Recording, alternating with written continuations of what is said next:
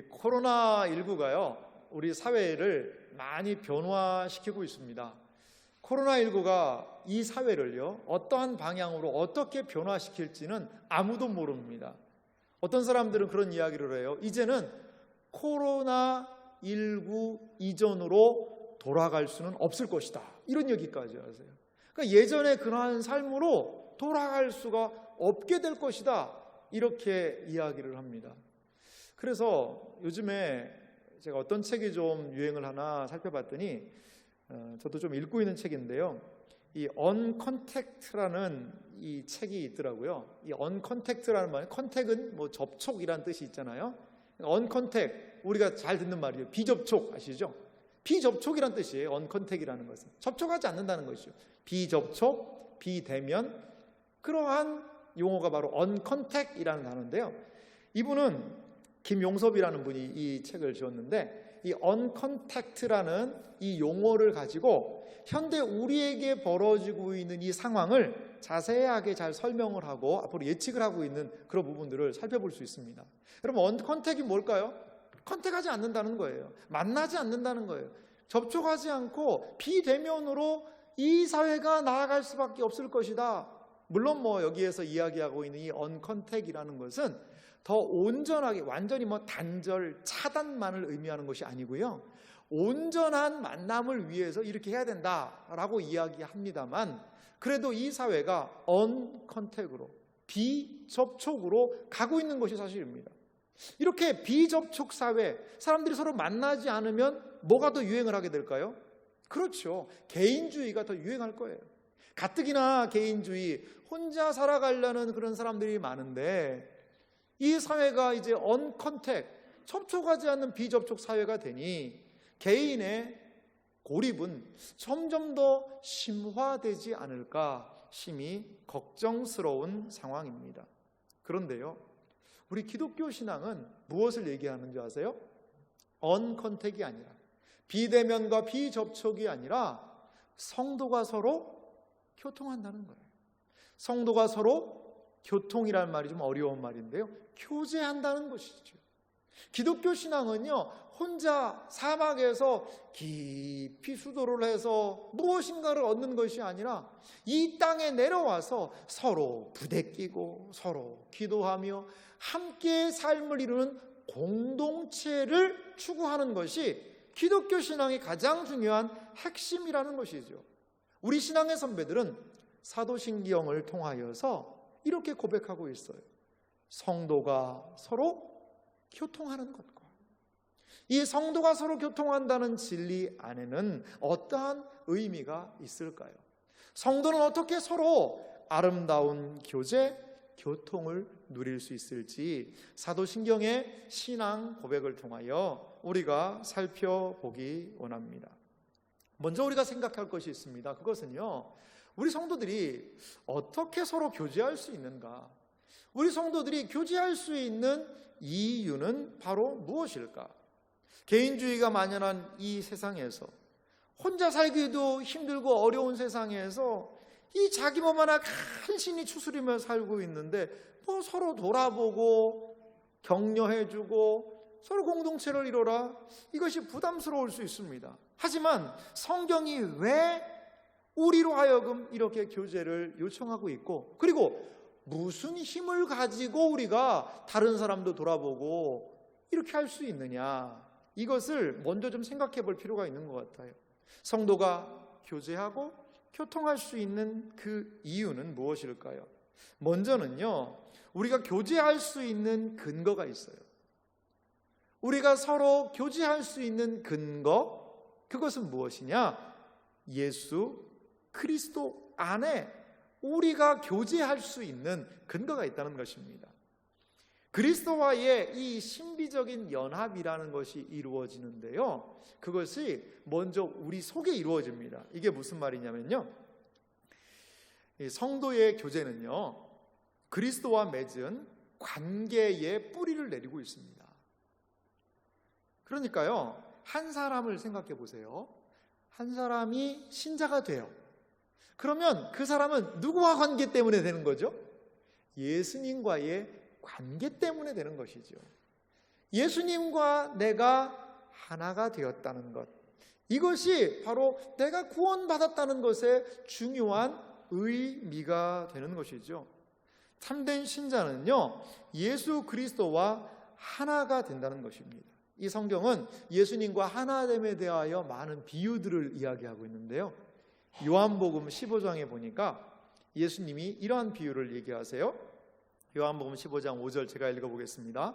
나는 포도나무요, 너희는 가지라. 그가 내 안에, 내가 그 안에 거하면 이 사람이 열매를 많이 맺나니 나를 떠나서는 너희가 아무것도 할 수 없음이라. 아멘. 보십시오. 예수님은 나는 포도나무다 라고 이야기하셨어요. 그리고 너희는, 예수님을 믿는 신자들은 가지다 라고 이야기를 하고 계십니다. 예수님과의 연합을 통하여 예수님의 생명의 은혜가 우리에게도 공급이 된다는 거죠. 예수님의 모든 부활과 승천과 모든 은혜를 신자인 우리도 그 예수님과 하나가 되어서, 연합이 되어서 공급받게 됐다는 것입니다. 그래서요, 예수님과 신자의 연합은 어떤 연합이냐? 생명의 연합이라고 할 수 있어요.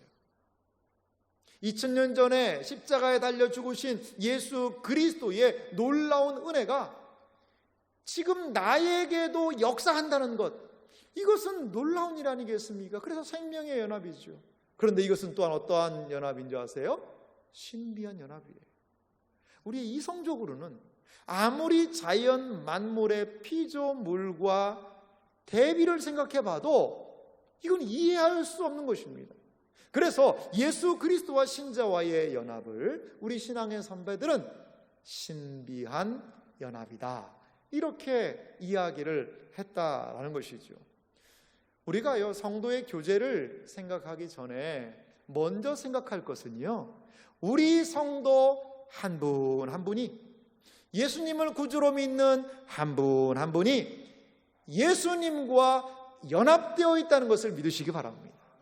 예수님과 아름다운 교통함을, 교제를 누리고 있다는 것을 믿으시기 바랍니다.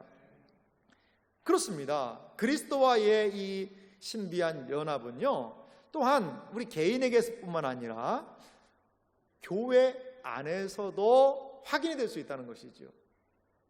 지난 시간에 우리는 거룩한 보편교회, 거룩하고 또한 하나인 교회에 대해서 사도신경을 통하여서 말씀을 살펴보았는데요, 여러분, 교회가 어떻게 이루어지는지를 생각해 보시기 바라요. 교회는요,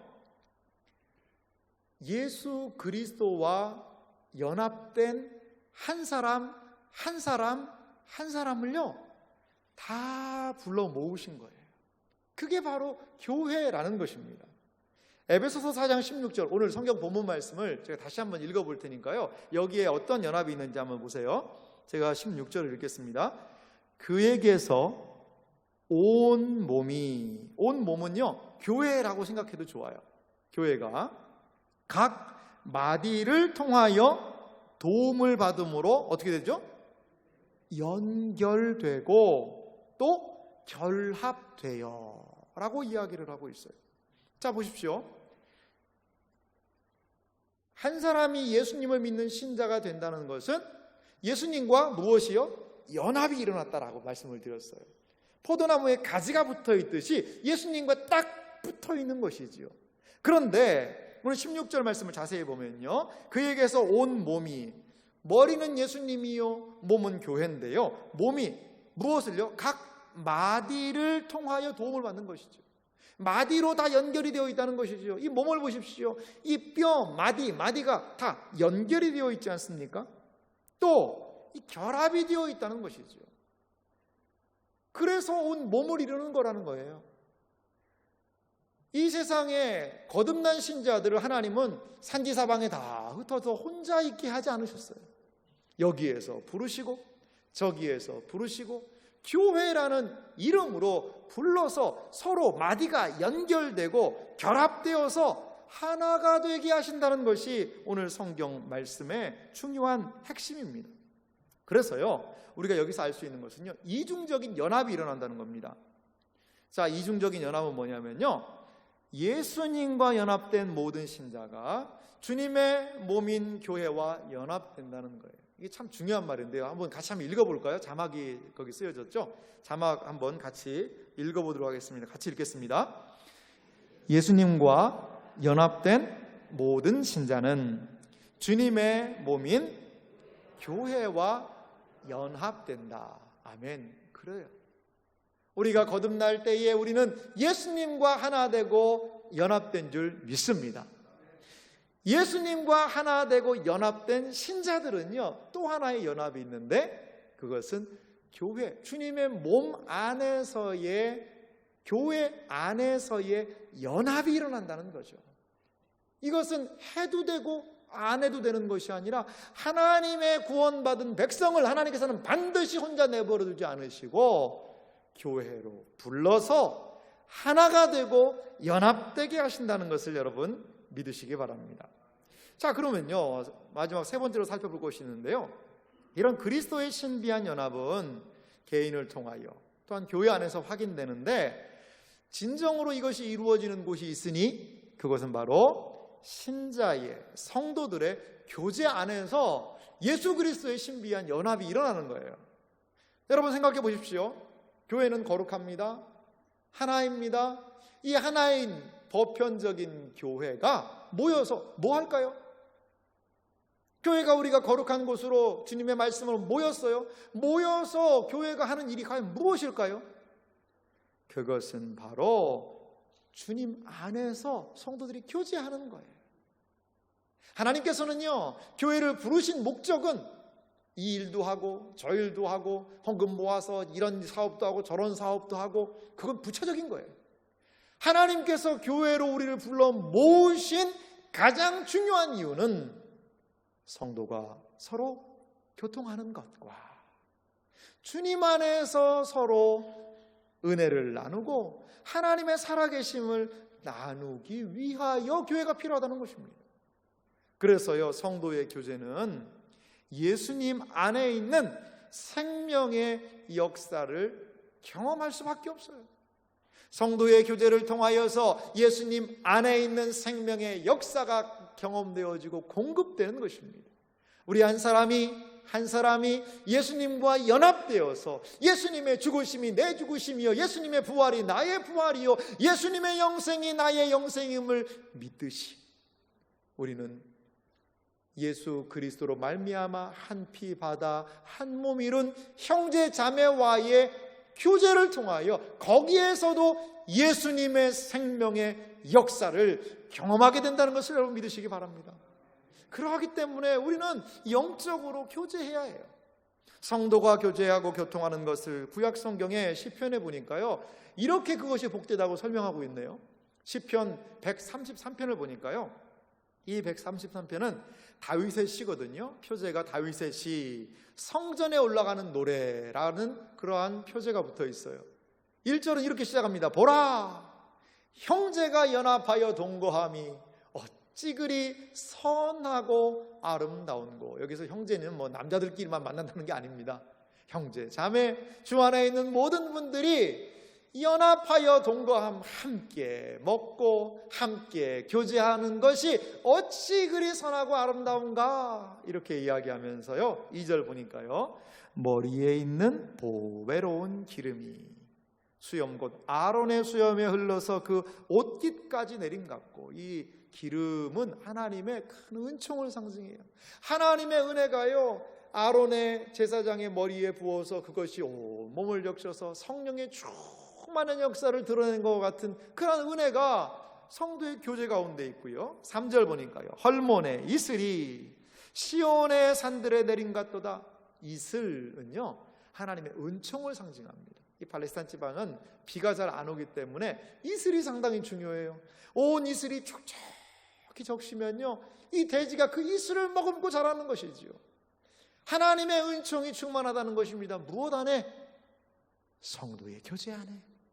그래서 성도의 교제 안에서 무엇을 이야기합니까? 복을 명령하셨나니 곧 영생이로다.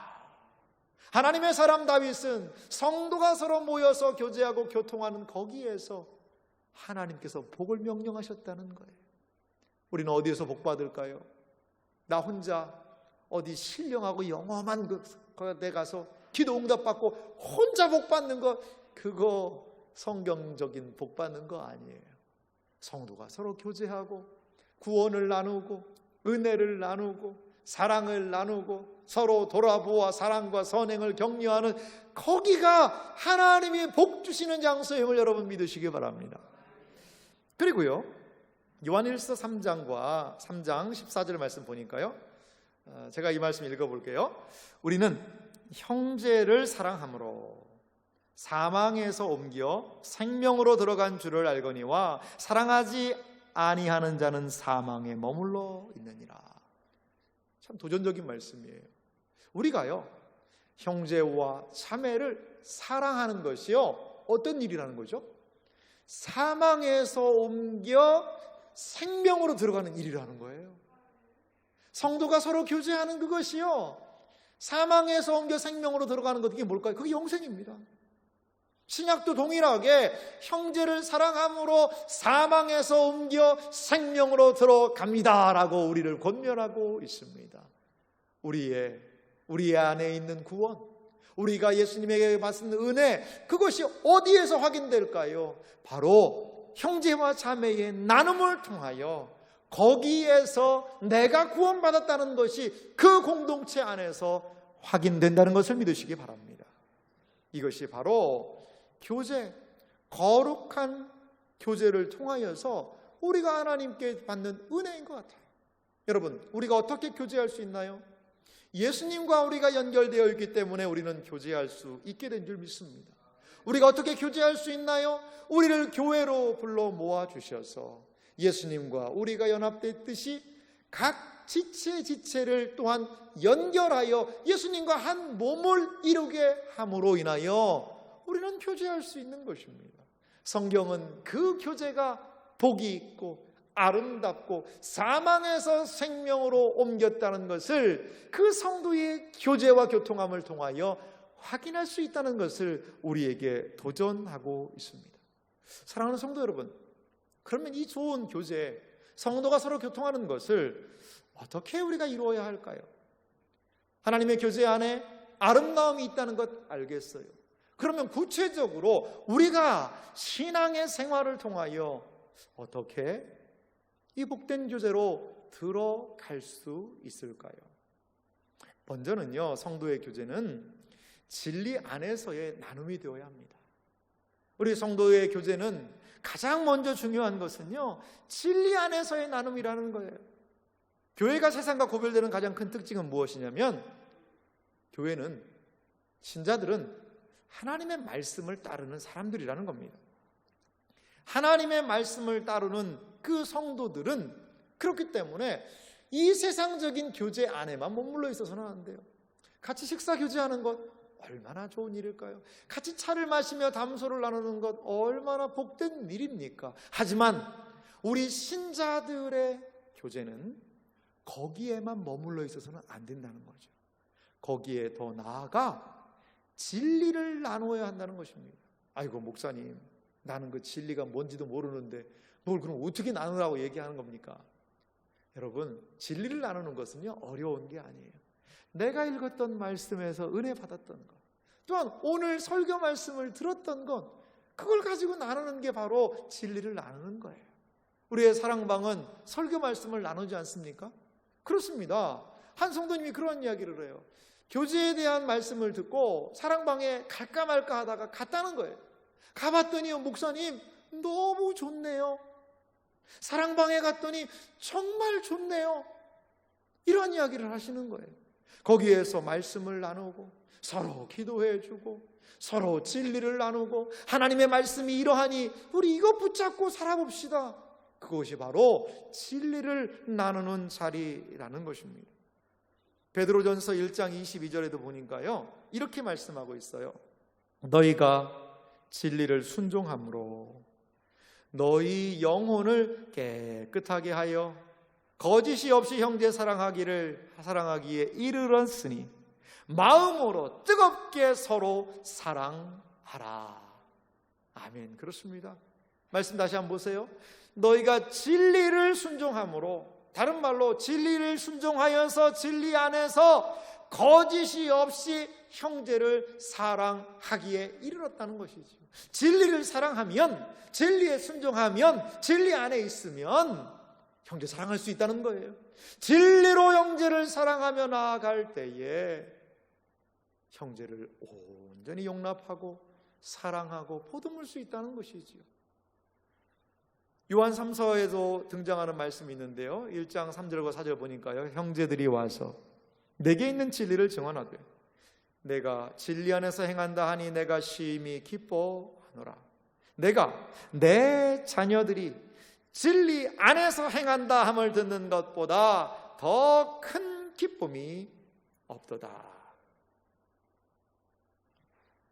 하나님의 자녀들이 진리 안에서 행한다 함을 듣는 것보다 더 기쁜 일이 없다라는 이 사도 요한의 이야기를 들어보시기 바랍니다. 사도 요한이 가장 기뻐하는 것은 무엇일까요? 내 자녀들이 요한의 말씀을 가르쳐 듣고 그 배운 믿음의 하나님의 백성들, 성도들이 진리 안에서 서로 행한다는 것이지요. 서로 말씀 안에서 사랑하고, 서로 말씀 안에서 섬기고, 서로 말씀을 지키기에 격려하고 용감하게 나아가는 그 공동체, 더 기쁜 일이 없도다라고 사도를 기쁘게 하는 일이 되었다라는 것입니다. 여러분, 세상은 진리를 잘 몰라요. 잘 알지 못합니다. 우리는 진리를 나눔으로 세상과 구별됨을 나타낼 수 있다라는 것입니다.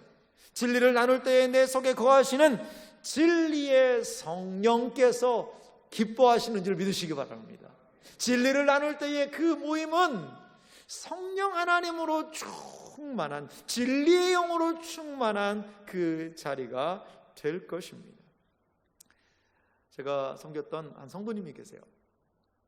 예전에 목회하면서 섬겼던 성도님이신데요, 참 어렵게 교회를 찾아오신 분이셨어요. 그런데 이분의 사연을 들어보니까 이 아이가 하나 있는데요, 아이가 발달 장애를 갖고 태어났어요. 그래서 이 아이 하나를 키우면서 이 엄마가 지금까지 지내왔는데, 이분의 목표는 딱 하나라는 거예요. 저한테 그런 얘기 하시더라고요. 제 소원이 딱 하나라는 거예요. 그래서 뭐가 소원이세요? 들어봤더니 내 아들보다 하루 늦게 내가 죽는 게 소원이라는 거예요. 얘를 누군가 돌봐줘야 되는데 내가 죽고 나면 돌봐줄 사람 없을 거 아니냐. 그러니까 아들보다 하루 늦게 죽는 게 소원입니다. 그래서 정말 삶이 힘들어 하시는 그분이 교회에 오셨어요. 그래서 이제 학습 세례를 받으셔야 되니까 학습 공부하고 세례 공부하면서 저와 좀 이렇게 말씀을 쭉 나눌 그런 기회가 있었거든요. 그런데 이분 안에 하나님의 진리가 들어가게 된 거예요. 그러니까 이분이 그런 이야기를 하세요. 제가 공부를 쭉 마무리하면서 물어봤어요. 좀 그래도 저하고 오래 말씀 나누고 했는데 이렇게 말씀을 나눠보시니까 어떠한 생각이 드세요? 라고 물어봤더니 두 가지 생각이 든대요. 첫 번째는 내가 하나님의 사랑 속으로 이렇게 들어가고 있는 게 느껴집니다. 그 얘기를 하시더라고요. 또 두 번째는 뭐냐고 물어봤더니 나의 인생이라는 것이, 나의 삶이라는 것이 그냥 우리 아들 죽은 다음 날 내가 죽는 게 목표라고 나는 살아왔는데 그것이 아니라 하나님이 나의 인생을 이렇게 이끄신다는 확신이 듭니다. 이렇게 그 성도님이 이야기하시더라고요. 이런 은혜를 깨달아도요, 그분의 환경은 막 한꺼번에 달라지진 않았어요. 하지만요, 그 모든 상황을 이겨낼 힘을 받으시더라고요. 그 모든 상황을 감당할 힘이 그분에게 있는 것이지요. 무엇이 그분을 이렇게 바꾸었을까요? 진리의 말씀이, 진리의 교제가, 진리의 나눔이 그 안에 역사하니까 예수님의 생명력이 그 속에서 움직였는 줄 믿습니다. 또한 우리가 나누어야 될 것이 있습니다. 성도의 교제는요, 은사를 통한 나눔이 이루어진다라는 것입니다. 여러분, 그리스도의 신비의 몸 교회에는 많은 지체들이 있습니다. 목사도 있고요, 우리 장로님들, 권사님들, 집사님들, 수많은 분들이 또 직분을 받지 않으셨지만 열심히 교회 오시는 성도님들, 교회에 이제 갓 나오신 그러한 분들도 계시고요. 그리고 우리 다음 세대의 그런 아이들, 또 사랑부 아이들도 있고요. 그리고 우리 청년들도 있고요. 세안교회라는 그 주님의 몸 안에는 다양한 지체들이 많이 있는 것이 사실이죠. 그런데 우리가 이렇게 예수님의 몸 안에 함께 연결되어 있는 모든 예수님의 지체가, 몸이 한 가지 꼭 기억할 내용이 있습니다. 그것은 무엇일까요? 그것은 바로 모든 지체는요, 자신이 감당할 수 있는 모습을 통해서 서로에게 유익을 끼쳐야 된다는 거예요. 다시 말씀드릴게요. 반드시 주님의 몸된 교회의 지체들이 기억할 것은 자신이 감당할 수 있는 범위, 그 범위가 분명히 있다고 봐요. 모습을 통해서 서로에게 유익을 끼쳐야 된다는 거예요. 그래서 교회 공동체 전체의 유익을 증진하는 것이 주님의 몸인 우리가 해야 할 일들이라는 것입니다. 그렇다면요, 우리는 무엇을 통해서 우리가 속한 공동체에 유익을 끼칠 수가 있을까요? 바로 우리 각자에게 주신 은사들을 통하여 이러한 것이 가능하다라는 것입니다. 우리는 각자 받은 은사를 가지고 주님의 몸된 공동체를 섬기게 됩니다. 고린도전서 7장 7절 말씀해 보니까요, 이러한 부분이 있습니다. 제가 좀 읽어볼게요. 제가 읽겠습니다. 나는 모든 사람이 나와 같기를 원하노라. 그러나 각각 하나님께 받은 자기의 은사가 있으니 이 사람은 이러하고 저 사람은 저러 하니라. 여기 사도 바울 선생님이요, 고린도전서를 통하여서 이 사람은 이러한 은사, 저 사람은 저러한 은사, 각자의 은사가 다 있다는 거예요. 베드로 사도도 이렇게 얘기합니다. 베드로전서 4장 10절에 보니까요, 각각 은사를 받은 대로 하나님의 여러 가지 은혜를 맡은 선한 청지기 같이 서로 봉사하라. 하나님께서는요, 우리 각자에게 은사들을 주셨다는 것이죠. 그 은사는요, 나를 위한 것이 아니에요. 그 은사는 다른 사람을 위한 것이라는 것입니다. 모든 사람은 각각 받은 은사와 달란트가 분명히 있습니다. 때로 우리는 보세요, 주방에서의 섬김, 오늘 찬양으로 섬겨주셨습니다만 찬양대로서의 섬김, 다음 세대 자녀들을 교육하고 섬기는 그 섬김, 청년부로서의 섬김, 안내로서의 섬김, 주차장에서의 섬김, 다양한 섬김들이 교회 안에 등장한다는 것입니다. 여러분, 주중에요, 우리 교회에서 어제입니다, 이 동부산 노예에 속한 우리 장로님들이 우리 교회에 모여서 세미나를 했어요. 예배도 드리고 또 찬양도 하고, 그리고 말씀도 듣고 강의도 듣고 서로 기도하는, 그래서 장로님들이 참 많은 은혜를 받고 어제 돌아가셨거든요. 근데 우리가 세미나를 준비할 때 보니까요, 너무나 많은 준비의 손길이 필요해요. 간식도 준비해 주시고, 또 우리 권사님들 나오셔서 인사도 해주시고 안내도 해주시고, 또 함께 모여 식사하기가 어려우니까 개별 도시락으로 해서 우리 식당에서 개별로 식사하시게 그렇게 돕기도 하고요, 행사를 진행하기도 하고요, 이런 일들이 있었어요. 그리고 저희 지하 주차장이 좀 지저분하다고 주중에 우리 한 또 분은 와서 거기 지하 주차장에 페인트 칠도 해주시기도 하고요. 이 많은 분들이 자기가 가진 달란트를 가지고 은사를 가지고 섬기시니까 참여한 많은 장로님들, 또한 강의해 주신 분들 은혜를 많이 받으시는 거예요. 참 은혜를 받고 힘을 얻어서 지교회들로 돌아가시는 부분들을 우리가 살펴볼 수 있었거든요. 그렇습니다. 누군가는 섬기니까, 그 은사를 가지고 섬기니까 그 공동체의 유익이 경험되더라는 것입니다. 이렇게 얘기하면 이렇게 생각하시는 성도님도 계실 수 있어요. 아이고, 목사님, 난 나이도 많고 난 뭐 할 수 있는 게 아무것도 없습니다. 아니요, 그렇지 않아요. 기도하실 수 있잖아요. 우리의 다음 세대 아이들의 이름을 불러가면서 기도할 수 있잖아요. 그리고 이 모임에 참여하여서 함께 하실 수 있잖아요. 그리고 말씀을 읽고 용기를 북돋아 주실 수 있잖아요. 그리고 따뜻한 한마디의 말로 너무나도 수고 많으세요, 힘내세요, 제가 기도하고 있습니다. 그런 격려와 용기가 얼마나 앞에서 섬기시는 분들에게 큰 위로와 힘이 될까요?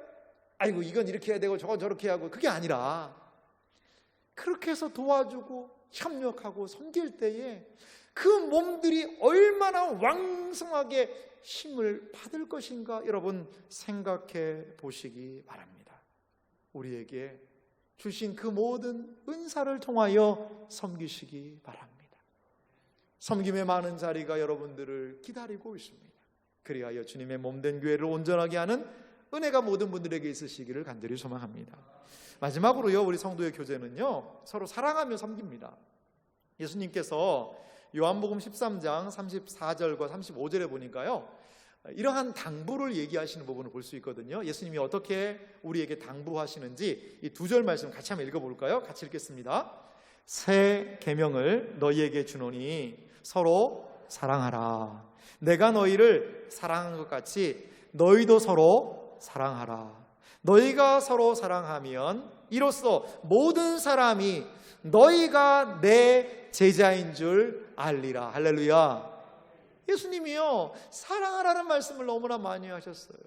우리에게 사랑하라는 것이지요. 성도의 교제는 서로 사랑하며 섬기는 것이 되어야 합니다. 여러분 생각해 보세요. 한 가정에 두 아들이 있어요. 그런데 아들이 만날 때마다 어떻게 할까요? 싸운다고 생각을 해보세요. 그걸 보는 엄마 마음은 어떻게 할까요? 복장 터지는 겁니다. 만날 때마다 이게 뭐 으르렁거리면서 못 잡아먹어서 안달이다. 그러면요, 그걸 바라보는 이 부모의 마음이요, 찢어집니다. 찢어져. 아이고 저것들 왜 그러나. 부모님이 원하는 게 뭘까요? 서로 화목한 거예요. 형제가 서로 화목한 거예요. 동생이 있을 때 혼자 맛있는 걸 줬어요. 야, 형 오기 전에 얼른 먹어라. 그랬더니 얘가 안 먹는 거예요. 너 왜 안 먹어? 빨리 먹어. 그랬더니 어떻게 어머니, 제가 형님 먼저 먹을 수가 있겠습니까? 나는 형이 올 때까지 먹지 않겠다. 형이 오니까 형, 내가 이거 맛있는 건데 형 주고 싶어서 기다렸어. 그랬더니 그랬구나. 너 먹었으면 좋겠다. 그럼 형님 먼저, 아우 먼저 하면서 이렇게 화목한다면 얼마나 그 모습을 바라보는 부모의 심정이 기쁠까요? 마찬가지입니다. 주님의 몸된 교회를 우리가 이루고 있어요. 우리 안에는 다양한 분들이 계시지요. 그래서 서로 의견이 다를 때도 있어요. 하지만 하나님이 원하시는 것은 무엇일까요? 서로 사랑하라. 우리가 서로 사랑하게 될 때에 주님께서 기뻐하시는 교회가 이루어질 줄 믿습니다. 우리가 서로 사랑할 때에, 사랑으로 교제를 나눌 때에 하나님의 은혜가 거기에서 확인된다라는 것입니다. 오늘 본문 에베소서 4장 15절을 다시 한번 보실래요? 말씀이 이렇게 이야기하고 있습니다. 오직 사랑 안에서 참된 것을 하여 범사에 그에게까지 자랄지라. 사랑 안에서 참된 것을 하여, 참된 것이라는 것은 참된 생활을 또한 의미합니다. 사랑 안에서 사랑함으로 참된 것을 할 수가 있다라는 것이지요. 사랑 안에서 우리는 참된 신자의 삶으로 서로 나아갈 수 있다라는 것입니다. 그런데 놀라운 것이 있어요. 사랑 안에서 참된 것을 할 때 어떠한 일이 벌어질까요? 범사에 그에게까지 자라남이 있다는 거예요.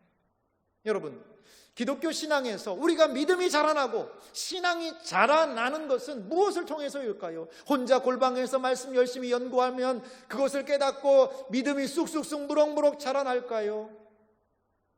오늘 성경이 우리의 믿음이 자라나고 교회가 자라나는 것에 가장 중요한 원리를 우리에게 제시하고 있습니다. 사랑 안에서 행하라는 것입니다.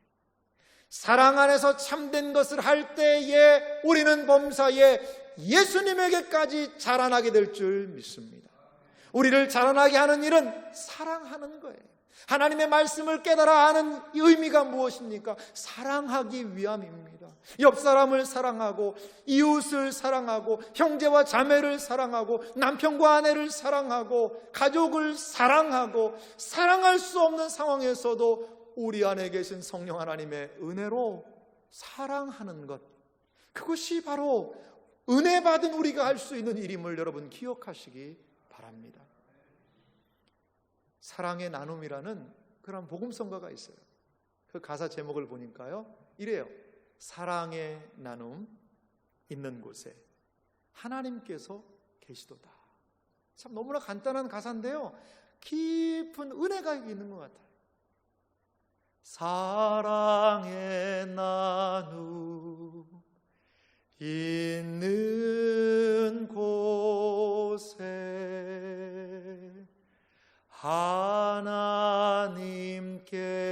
하나님께서 계시도다. 그렇습니다.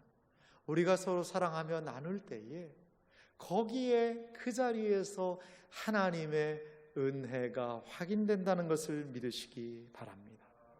천국은 어떤 곳일까요? 우리가 갈 천국을 한 분은 이렇게 얘기했어요. 그곳은 사랑의 나라입니다. 천국은 사랑의 나라예요. 천국 가서 영원토록 할 일은 무엇일까요? 영원토록 주님 안에서 한 피 받아서 한 몸 이룬 형제와 자매를 사랑하며 교제하는 것, 이것이 새하늘과 새 땅에서 우리가 할 일이라는 것입니다. 우리가 이 땅에서 형제와 자매와 교제하며 사랑을 누릴 수 있다면, 나눌 수 있다면, 그것은 우리가 새하늘과 새 땅에서 누릴 수 있는 그 은혜를 미리 맛보는 맛보기가 될 것입니다.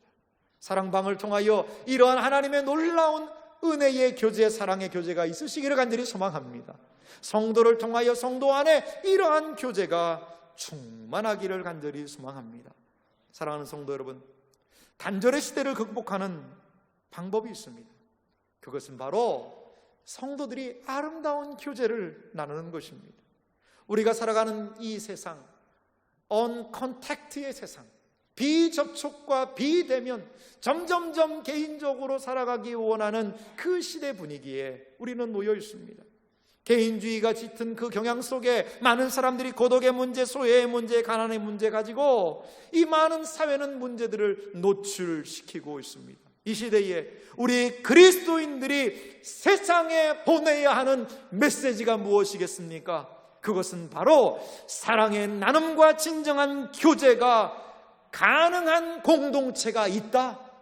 그것이 바로 교회이고, 소외되고 낙심하고 혼자 울고 있는 많은 사람들에게 따뜻하게 손 내밀 수 있는 진정한 이 세상이 소망하는 그러한 교제의 공동체가 있다는 것을 이 세상의 교회가 드러내 보여주어야 할 줄 믿습니다.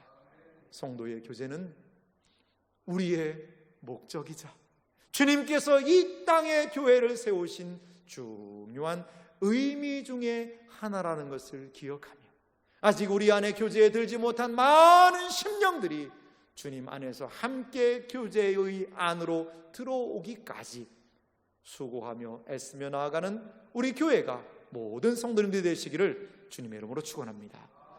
같이 기도하겠습니다.